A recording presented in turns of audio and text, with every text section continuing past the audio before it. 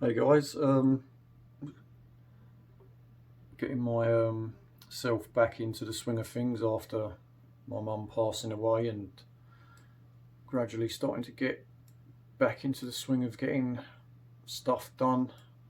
Finding that I've got a little bit more energy to do things now because most of you know I was caring for my mum over the last 4 or 5 months as well, which has really slowed me down with doing everything.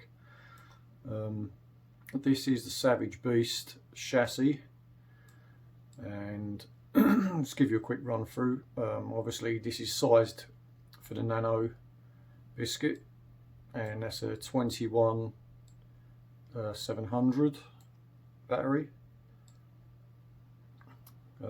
Obviously you've got your power switch there for obvious reasons. These are just in place just to demonstrate how things go together. Speaker goes down inside here, and that is the 28mm bass speaker. The recharge socket is on the underside here. Now this face here is for a pogo setup. Now this Sabre is going to be very unique for those that have got NeoPixels, because this has got 2 of everything regarding pogos. So in total it's got 4 pogo setups in it. So you're going to have a set of pogos here, and then what would be the blade end here, and then on the other side of that you can have another set of pogos for your blade to go in on the blade end, because there's no way you could do this without doing this type of thing, either with pogos or stereo jacks, to be able to remove the blade holders to get to your recharge socket, because having wires dangling out of there is just going to be too much of a problem. Your wires will just end up snapping off eventually through constant removal of the blade holders to keep recharging. So this way you can completely remove your blade holder, not worry about any wiring going through it, recharge it, turn it on and off, and you haven't got to worry about it then. Just to give you a quick idea of what it looks like, obviously this is only half of one of the Savage Beasts. The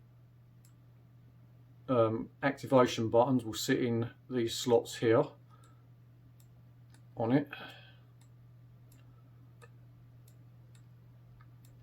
So basically they'll be activated via the hidden switches, which the hidden switches will be here, like so, and here, just here, and they'll be activated by one of the grips which I've designed for it to activate it.